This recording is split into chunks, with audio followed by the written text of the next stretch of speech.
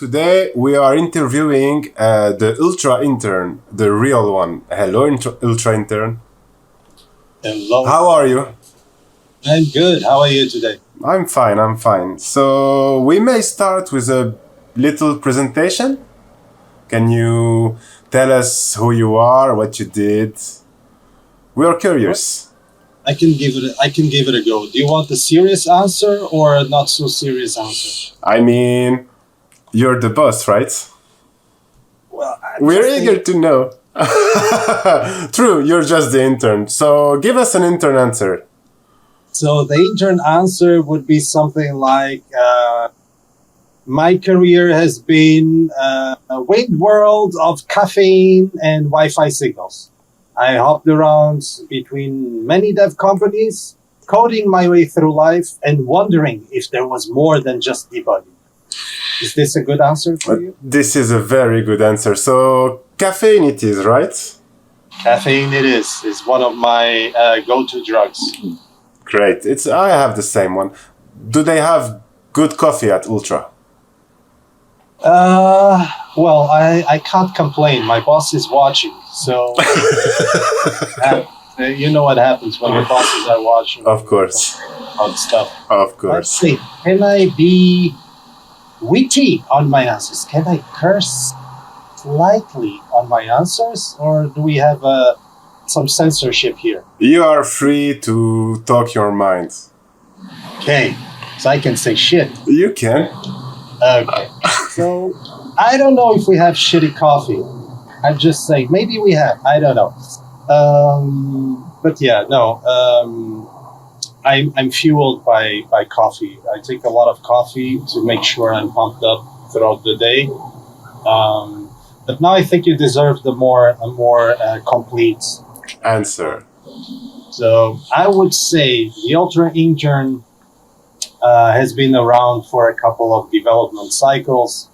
I've been fortunate enough to work in a bunch of great publishers and developers. Most of my career has been built in the games industry. I've worked with from indie developers to AAA games, premium AA games, a bunch of different business models, premium box product games, free to play, mobile games, whatever, console. I done a little bit of everything. And I've been in Web3 also for a couple of years before it was called Web3. It was just called Crypto Space for crypto nerds. And I've been enjoying this wild west, this wild ride, in and out Web3 and gaming. And and I bumped into Ultra a couple of months ago. I had Ultra on my radar for a while, and the right opportunity came through, and the stars aligned. They made me an offer that I couldn't refuse, a bag of cashews and coffee. So here I am as the Ultra Intern. Oh, yeah. It's a very good answer. So here we are with the Ultra Intern, and we want to know more about the Ultra Intern, because you are taking over the social media. Okay. Next question I have for you. I want a list of 3 games you like and you played, because as I heard it, you are a gamer, right? Well, I have my days. If you call gaming getting my ass kicked, I guess I game a bit. My go-to games, my adrenaline, what keeps me pumping. So I have my soft spot for League of Legends. I've been playing League of Legends for years. I lost count. Nowadays, I don't play it that often. To play other games, but I have a soft spot for it. For a while, I played also a lot of Vainglory. Vainglory was basically a MOBA for mobile from Super Evil Megacorp. Was quite innovative when they launched that game. I was hooked up on that game for a couple of years, even on a competitive level. I'm an OG, even though I'm just an intern. I'm a long-term intern, but I'm an OG. So I love Age of Empires, Age of Empires 2, Stronghold, Civilization. I grew up with these games. So I have a lot of love for those. I love strategy games. I also play some console every once in a while. I just ordered my Space Marine 2. Looking forward to get my hands on it. I may or may not have worked in the publisher that just launched Space Marine. I may or may not have worked with the first Space Marine. Who would know? So yeah, it's a really cool game. I'm looking forward to give it a try. To give it a try. And of course, last but not least, in the game that has been, putting all other games on pause, on hold, it's definitely Ashes of Mankind. We can dive into that in a bit. But yeah, I've been dipping and tipping my fingers on that one for several reasons. We have some playtests ongoing. I like to be involved with the games that we are launching, so I make sure I give them a try and I enjoy them and so on. So I think I gave you a pretty solid list from OG games to most recent games. Yeah. Games. Yay. And mobile game too. No, it was perfect. It was very complete, and yeah, we love to know that gamers are in a gaming company and doing that like for passion. And yeah, so you've been a gamer for a long time, and you're still working in gaming. So this is amazingly inspiring, really, really. But I've been for a long time. You don't know. I'm just a kid. Yeah. Like, just because into an Age of Empires, maybe I just started playing Age of Empires 2 months ago. On the definitive edition, yeah, okay, that's possible. But people that love like strategic game are usually OGs, as we said first. Can we have a small insight? What do you think about gaming today? Because gaming is a bit like a controversy for now. There is a lot of big companies that are having hard time. How do you see gaming today? It's a wild. No, it's not a wild space like the Wild West of Web3, but gaming it's definitely my passion industry. But I think the last years have been a bit controversial, and many things have happened in the industry. So let's start with unplanned, unsustainable growth of a lot of studios. So especially during pre-COVID and during COVID, a lot of studios hired unsustainably.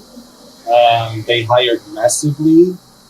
And now, the industry is made of ups and downs. So now you see a lot of redundancies, a lot of layoffs. And this has been happening across the industry. And of course, it's sad because I have a lot of colleagues working in the industry, big studios, small studios. It doesn't matter. And they are being affected with layoffs. And it's always sad. It says, it sucks, man. It sucks.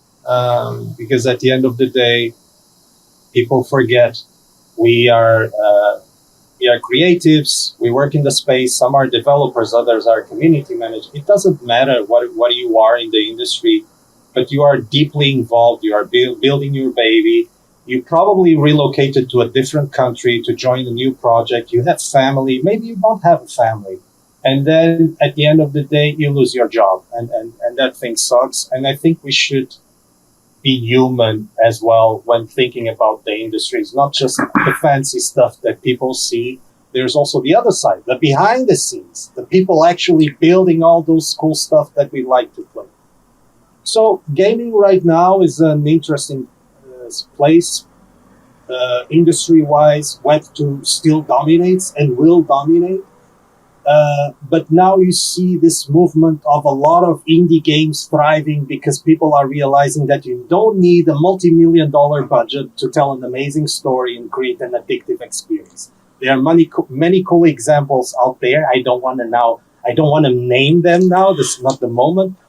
But there's, yeah, I need to name one of them. Small World. I think it's undeniable what they did almost a year ago. Yeah, it was a year ago.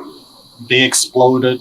But there are many other examples. I just gave a random one. Maybe this is not the best example, but in terms of visibility, people need to think this is an indie game built by a small team, very skilled and so on, but a small team, and they managed to pick a small game and boom, it simply exploded. So we are seeing all these small studios pushing boundaries that big corporations wouldn't even touch.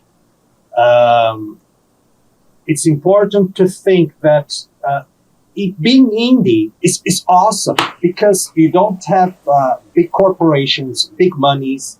You don't have all these big players on your shoulders. So you can be creative. You can be more artsy. You can be more edgy. You can do what the fuck you want. You don't have limits. On the Web3 side, though, we are still in these early days. People are curious. Web3 games still live with this stigma of the first generation of Web3 games and the crypto games and so on. I think once developers stop focusing so much on tokenomics and things that are not part of the fun, and start leveraging tech to actually build player experience, cool lore, narrative, really cool gameplay, cross-game assets, and stuff like that. This is going to change the landscape. So what I would say is Web3 is in a great position for success. There are some cool projects being built for a couple of years that you can start seeing they are maturing, but the new devs and the existing devs need to think gamers first. Build the game first. Make sure it's functional. Make sure it has the right stickiness, the right content that appeals to audience, and then you can think about the economics. You can still power your game with blockchain or whatever. You can still have your NFTs and brand them as collectibles or whatever, but build a game first, a game that people have fun with, that enjoy, and that actually want to rinse and repeat and come back to play your game. That is the exact definition of gaming we should have like every time, because as you said, the Web3 space is really not focusing on the right stuff for now, and I think this is the right time to start talking about Ashes of Mankind. So as we know it, Ashes of Mankind will have two parts, the Empire part and the Citadel part. I think everyone in the audience know what this is, so maybe small words about it just to recontextualize the game and start talking about how to market and how to put this game in front of everyone and show it. Look, Ashes of Mankind, in a couple of days I was in the Twitter Spaces and I talked a little bit about it. But Ashes of Mankind is not just a game, it's the game. And I think I've mentioned this last time. And no, I don't want to sound just like the guy that is just dropping some random buzzwords. Oh, this game is super awesome, blah, blah, blah, blah, blah, blah. The game is awesome, period. And I am biased. Yes, I am biased. Because I have the background to back that up. I've worked with really big AAA games, premium AA games, smaller games that had budgets, just the marketing budget of 9 million euros. And now I'm working with Ashes of Mankind that has a really passionate team behind it. So it's Black Eye Studios They are powered by Ultra, so we have a symbiotic relationship. So we work together. It's not just a one-time thing. We have a symbiotic umbilical relation. So they use our tech, but we work collaboratively on game design, game economics, and some other bits and pieces. But Black Eye Studio is a small studio. It falls under the category of an indie studio. And they are building. If you guys would see the quality, the craft behind the game, it's simple. It's on a different level. We are talking level of big studios level with big budgets, with astronomical budgets. And sometimes you see those astronomical budgets, they still deliver poorly built games. Yes, you can fix them down the line, yeah. But when you think about a game that has a 50 mil plus budget, you expect something super curated, super awesome. And then you look at our game that is being built by a highly skilled team, that they have a DNA of game developers, but with a very humble budget. And they deliver a game that is smooth as butter. It still has some issues. The team's working on it, but visually appealing. You can see that they really put their craft into works. They are really passionate into it. The game has a lot of lore. The deep narrative is really well thought. There are many cool games out there, but definitely Ashes of Mankind. They are stepping up a notch. And I need to give a lot of praise to this game because of the team that is behind it and because of the love that they are putting into building this game. And again, I acknowledge I am biased. I tried the game. I work with the team that is building the game, but I don't like to sell smoke and mirrors and make promises. We are talking about an amazing game. And probably the first game that will make a successful bridge between two worlds, Web 3 and Web 2. Great, that sounds very promising. So as a gamer myself, I have to say that I'm very eager to try the Citadel part of it. And it will be really, really interesting because you're indeed not selling smokes and mirrors. The game should be in closed beta, like I don't know, like very, very soon. That's the information we have. Does the intern have a little more specification? Maybe the intern has more details. I would need to ask my bosses if I can leak them. But it's getting closer. It's closer than people think. Okay. But it's always, and maybe here an answer, a slightly wider answer for the rest of the community. Usually people have this tendency of asking, when game, when token, when is the game ready? Why we don't see this? Why we don't see that? People need to have in mind that building a game takes time. Yes, probably we did some mistakes in communicating some things. We could have communicated things better, but we are talking about building a game. Building a game like Ashes of Mankind takes minimum 5 years. 5 years. The team has been working for a long time on this, and we can see the finishing line. We soon will have closed beta. I can't tell you how soon, but it's around the corner. I can almost smell it. The only thing I can leak, it will be this year. It will happen this year. So we will have closed beta this year. Maybe we have this before the closed beta, a community release. So we may have some hand-picked people giving a first test drive to the game. Then we would have a closed beta in several stages, and then an early access, and then gold, what we call in the industry gold, so full launch. Full launch doesn't mean the game is ready. Yeah. It's complete. This is a big game that will have a lot of, it's a live game as well. We'll have incremental growth with future updates and so on, content and so on. But yeah, it's around the corner. We are really excited with it, but people need to be patient. Building a game of this caliber and of this size takes time. It's not something that we can build in 1 or 2 years. Even if we just started talking about 2 years ago, it takes time. There are games being developed for 7 and even 8 years. So the game with an average 5 years being built, we are in that average, so it's around the corner. So people should be excited because it's gonna be awesome, huh?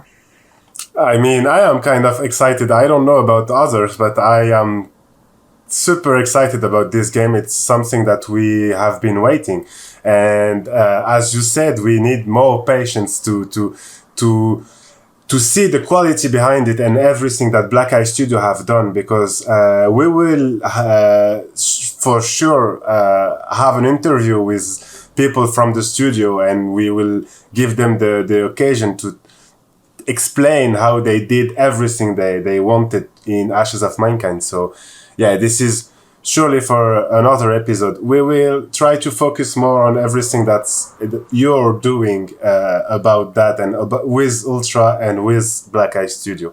So yeah, thank you a lot for your answer. So we also had a statement from the CEO saying that the Ultra company will start doing more marketing because it was mainly focused on dev for now, since they needed the platform to publish games and have lots of utility for them. What do you think about the switch from a dev company to a marketing company, and how do you see it? What's your thought about it? God given, how serious do you want my answer to be? Because I have very different answers for this. I have a professional answer, the UltraIntern answer, and the person behind the UltraIntern's answer. So there's some overlaps, but the UltraIntern, as you know, is very opinionated. So maybe what are you looking for here to hear from me? I want the real answer, the answer from the intern, the non-filtered answer before having, of course, a more serious one. Okay, so the non-filtered answer. I would look at the end of the day. We need to start establishing a base here. I understand that I have a deep respect for our community and for communities in general. But for our community, I have a deep respect for it. I know that they have been on board Ultra for a while, for long, even before my arrival here. Some of them are deeply invested into the company, not only financially, but also emotionally. So I understand the questions, the concerns, the sometimes excitement to learn more, to have more news, the frustration of not having those news. I understand all this. I also, as I mentioned before, I acknowledge that we could in certain times have communicated and conveyed better our messaging. We are trying to get that fixed. But let's start with something. When people say random stuff like when marketing, what does it mean? What is marketing? What does when marketing? When do you start marketing? I read this quite often. By the way, I read everything from those out there. I read everything. I don't reply to everything, of course, and I'm quite sarcastic and I drop a lot of F-bombs. But what does it mean, marketing? Is it creating content about your product? Is it talking about your product? Is it creating paid ads about your product? Is it engaging with content creators about your product or KOLs? Not necessarily the same thing, but more or less. Does it mean creating activities with your community? Does it mean be involved in product marketing, which is something the marketing supporting the product development? So, and I could continue more and more and more. What does it mean when people ask marketing? I'm trying to I think people sometimes oversimplify and just think of marketing is just promoting and having people talking about us. Yes, it's a fact. If you don't see people talking about you, they probably didn't notice you or you are not relevant enough. But there are stages to accomplish this. We can't just be talking randomly and burning cash and making promotions for nothing.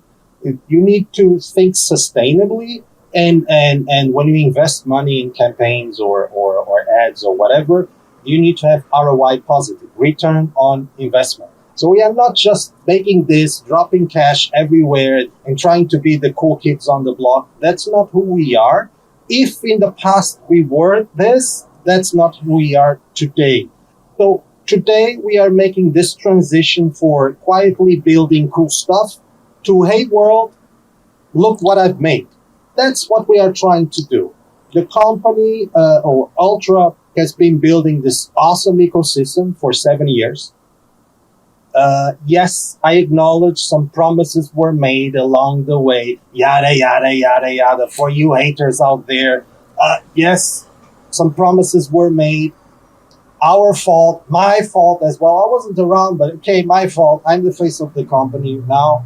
And but we built an amazing ecosystem. We built so much, and now it's time to start selling it. Does it mean that now we will be selling everything that we built? No, probably not. We'll need to cherry pick and structure the way we want to communicate and how we want to communicate and what does make sense to communicate at different stages. It feels like, you know, this I want to play with a metaphor here. You know, this shy kid that was practicing guitar in his room for many years, and now he's finally stepping into that stage. And what is our stage? Is the gaming realm. We don't want Ultra to be perceived simply as a tech company, as a blockchain company. We are repositioning Ultra as a gaming company that was built by gamers for gamers. Was it built by gamers? Yes. Our two co-founders, they were professional esports athletes, if you want to call it this way. They played professionally Counter-Strike and even other games. They were in the scene many years ago, and then they came up together and they built many projects, and at some point they built Ultra. So the company has in its DNA gamers. We have other gamers in the company. I'm one of them. So we want to build on top of this narrative. We are building cool gaming products. We are not just the tech nerds that build all this stuff. Yes, we build it, but now we want to build a gaming foundation. And maybe Ashes of Mankind is a brute force hack into positioning Ultra as a cool gaming company that has cool games, that builds cool products, and that appeals to a wider gaming audience. Because gaming audience, not just the Web3 nerds that we see here, it's has a far wider reach that a lot of you are aware of. So yeah, we want to cater for all gaming audiences, independently of them being Web 2 or Web 3. Is this a good answer? This is a good answer. This is a good answer, a serious one with a lot of insight. Like, I couldn't ask for more and more precise. No, that was perfect. Okay, Mr. Intern, thanks a lot. That was very interesting. I'm sure we will hear about you a lot in the coming weeks, months, and all of that. Last question, really fast, like if you can answer in a small sentence. Where do you see yourself in 2 to 3 years? Do you still want to be an intern? Well, I've been an intern for many years, as I mentioned before. I'm a long-term intern. Where do I see myself in 5 years? I don't know. I don't make futurology. Where I see Ultra in 5 years, maybe that's the answer. So I hope Ultra in 5 years will be a gaming powerhouse that successfully bridges Web 2 and Web 3. At that point, hopefully, We won't be mentioning gaming as Web 2, Web 3. It will just be gaming with different technology. As for me, I will still probably continue pretending to be an intern, sipping coffee, and making sure Ultra's voice remains quirky but impactful. And maybe, hopefully, stay employed and make sure I get a real desk. Bosses, are you hearing me? I need a new desk. So, Mr. Intern, rapid fire question. You know how it works. You have to give me short answers. It has to go very fast, and if you take too much time, I won't put the answer in the video, right? Oh no! Okay, let's go. First one: AMD, Nvidia, or Intel? All three, man. All three. If you are going to flex, do it with ray tracing. So Nvidia all the way. Baby. Okay. Ubisoft or Blizzard? It's a tough one. I would say both as well. But Ubisoft, because I'm a huge Assassin's Creed fan. I love Diablo as well, but I would stay with Ubisoft for now. Yeah, Assassin's Creed, I agree with you. Okay, so if you want, tomorrow you can add a game on Ultra. Is it GTA or Witcher? GTA 6 or Witcher 4? And you are only giving me tough. Oh, both. Give me both franchises. It will make me a happy man. For the sake, I love both franchises. We are talking about really big games, but for the sake of popularity at the moment and expectations, GTA 6, of course. Obviously, yeah. Okay, this is a hard one for OG gamers. League of Legends or Defense of the Ancient? Oh man. Look, the first one that I've tried was Dota. Was Dota, but I love League of Legends. I love the quicker games, quicker flame wars. It gets me pumped up all the time. So definitely LOL. Great. I can understand. I think a lot of people are going to agree with that. Pokemon or Palworld? That's Palworld, of course. I just praised all the indie developers and what they achieved with very few. I'm not a Pokemon type of guy and Yu-Gi-Oh! And all this stuff, so definitely Palworld for me, yeah. Okay. I take that, okay. And last question, a bit off the subject. Apple or Samsung? Well, it's a tough one. What do you prefer? Design, ecosystem, and easiness, or I don't know, ecosystem options and I don't know, potential. It's a very, very tricky one. I've used both. Right now I have a hybrid ecosystem, so I also have Apple. I had Samsung in the past. I'm quite agnostic here. But I would say right now, Apple, just for the sake of it, because just gets me at the moment.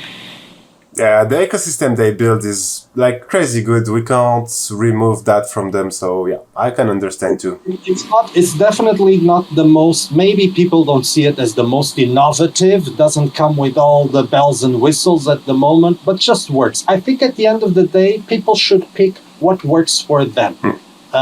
What satisfies your needs. And right now, I'm agnostic, but right now is Apple, and I'm a PC guy as well. So I play my games on PC, but in terms of other ecosystem, Apple. Yeah. Great. Thank you.